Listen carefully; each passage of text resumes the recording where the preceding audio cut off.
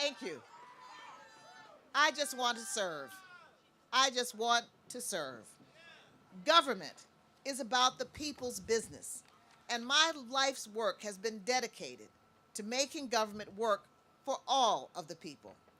I have never been afraid to fight for what is right or to speak truth to power, and I have, without exception, taken on the tough battles to guarantee fairness for all. That is why, as a state representative, I asked for a moratorium on the death penalty years before academics proved how costly and uncertain that extreme penalty is. And it was why I sued my own political party over the drawing of legislative districts. And when I won, expanded minority representation and created the first Hispanic district in the state of Illinois.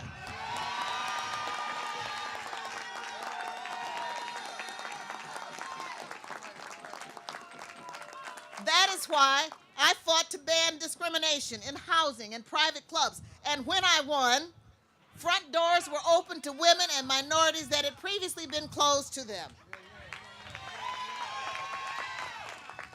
That is why, as the first female member of the United States Senate Finance Committee, I was able to bring more than $1 billion to Illinois. And with that money, Chicago was able to remake Lower Wacker Drive, shore up Lake Michigan, repair crumbling schools, and hire hundreds of additional police officers. I helped to create the Chicago High School for Agricultural Sciences and the Bronzeville Military Academy. And I fought for women's pension equity and environmental justice. And that is why, as senator, I did not flinch from standing up in support of allowing gays to serve openly in the military and for the right of every citizen to live with equality and without fear. I believe in public service, and I have the experience to do the job and make Chicago the city we all want and expect it to be. My guiding principle has always been to give the people a voice that can be heard and to make government accountable. And that will be my guiding principle as mayor. We know that we have to address gaping budget deficits and declining city revenues. But all of us know, that there is waste and inefficiency, and we must take sensible steps to get rid of it, economize, and use those savings to invest in every neighborhood in our city. Tough economic times are no excuse for doing less or leaving any neighborhood behind. Tough times call for creativity and common sense, and for putting what we have to better use. When I was in the Senate, I was a co-sponsor of the Balanced Budget Constitutional Amendment. I am a proud deficit hawk. And as mayor, I will work to eliminate our deficit and send the city council a balanced budget. And I'll do that without resorting to fire sales or quick fixes, and I will let you know what is going on.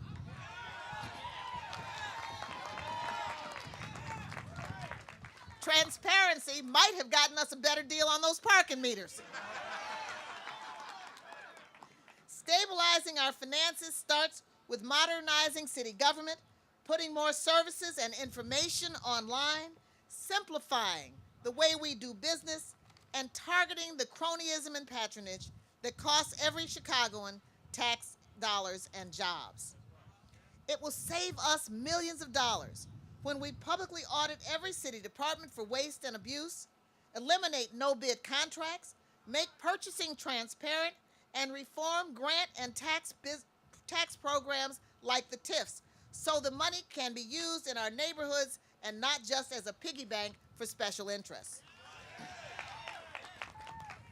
We can be thrifty with a purpose and make sure that city government becomes an ally and advocate for the businesses that create the jobs our people need. We will not only cut the red tape, but roll out the red carpet for businesses that want to locate in Chicago. Chicago has some of the finest academic institutions in the world that produce leading-edge research and technological innovation.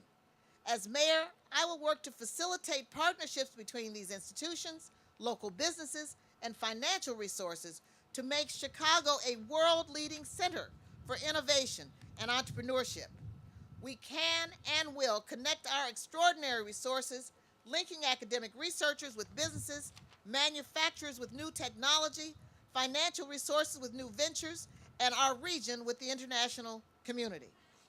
Everybody wins when we promote and market Chicago as a center for worldwide commerce. We can connect government, city government, with businesses that are innovating to help them do what we all need: create good paying jobs in the neighborhoods, which will in turn boost our revenues, keep down our costs, and make our city thrive. Our next mayor must be able to see the potential of all the people. Think outside of the box, outside of the loop, and outside of an inner circle. We will work together to make Chicago cleaner, faster, smarter, and better, and we're going to do it out in the open where you can see what we are doing. As mayor, I will also make sure that all Chicago businesses have an opportunity to compete for city contracts. Today, despite the fact that 80% of the population of Chicago are women or minorities, women and minority-owned businesses receive less than 10% of city contracts. And all too often, you have to know somebody who knows somebody to have a clue about where the money went. As mayor, I'll crack down on cronyism and help Chicago's small and medium-sized businesses secure city contracts so they can grow across our city and create jobs for the people who live here.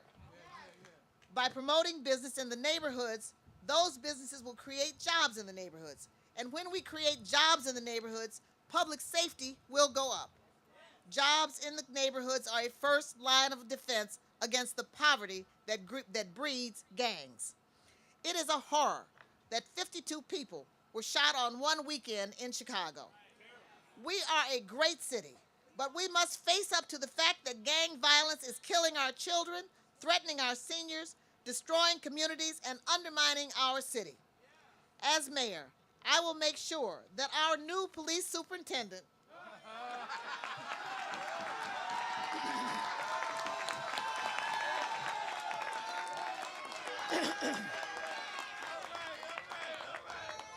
will properly deploy law enforcement to target gang leaders who recruit children and prey on the elderly.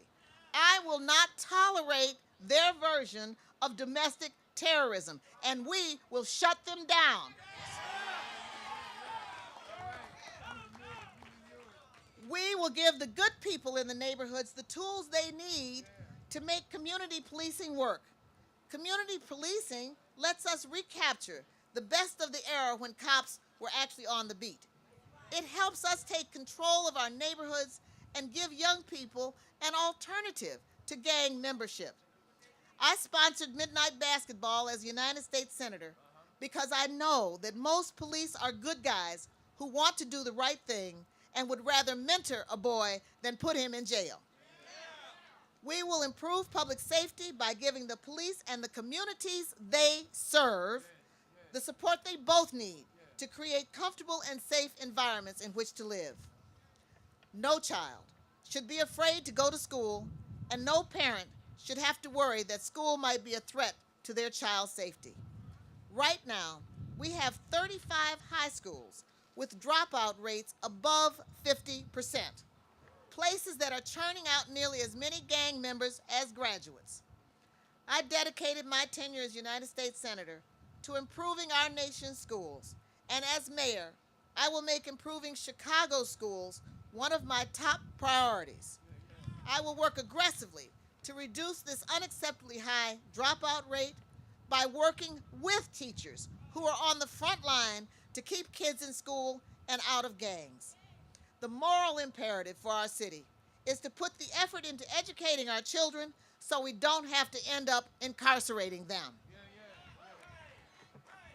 District 299 struggles with a system that is broken, but it should come as no surprise that confusion and complexity characterize a system that has lost sight of the fundamentals: reading, writing, mathematics, gym, art, music, and teachers who can teach, principals who can manage, and educators who know how best to inspire and reach our children.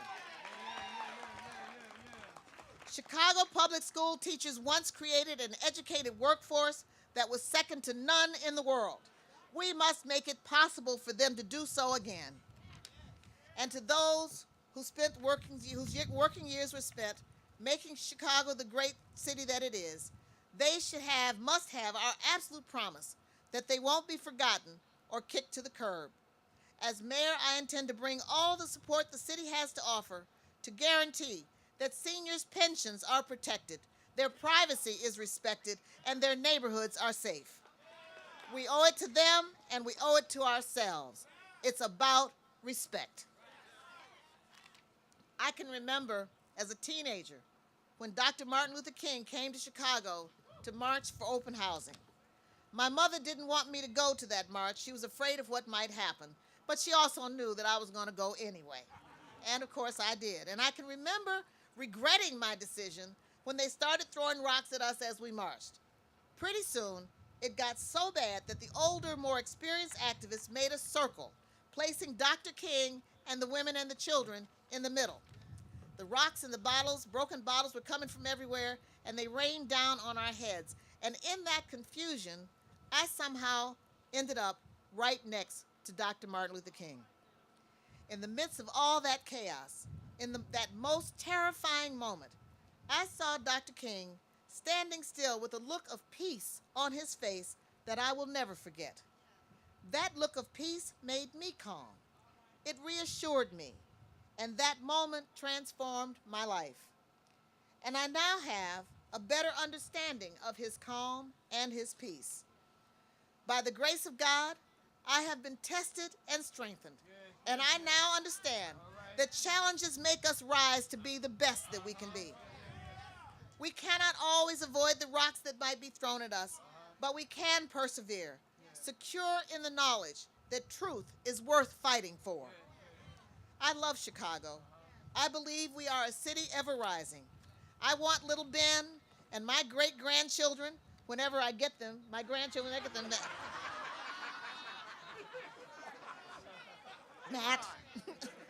calling Matt, to live in a city that gives them as much of a chance in life as Chicago has given to all of us.